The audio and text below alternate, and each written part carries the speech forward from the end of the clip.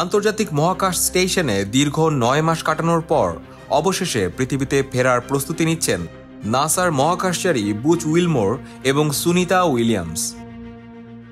আন্তর্জাতিক সংবাদ মাধ্যম বিবিসি সূত্রে জানা যায়, তাদের ফেরাতে সম্প্রতি মহাকাশ স্টেশনে সফলভাবে ডক করেছে স্পেস এক্সের ক্যাপসুল।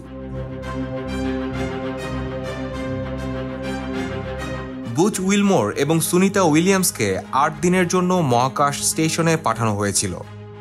তবে বোয়িংয়ের নির্মিত পরীক্ষামূলক মহাকাশযান স্টার লাইনারের কারিগরি ত্রুটির কারণে তাদের অবস্থান দীর্ঘায়িত হয়। শেষ পর্যন্ত নাসা সিদ্ধান্ত নেয় যে তাদের ফেরাতে স্টার লাইনার নয়, বরং স্পেস এক্সের ক্রু ড্রাগন ক্যাপসুলই সবচেয়ে নিরাপদ বিকল্প।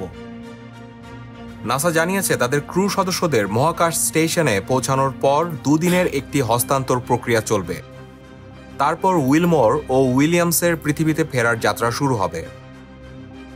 তবে নিরাপদে ফেরার জন্য আবহাওয়া অনুকূল না থাকলে পরিকল্পনায় সামান্য পরিবর্তন আনা হতে পারে বলে জানিয়েছেন আইএসএস প্রকল্প ব্যবস্থাপক ডানা উইগল।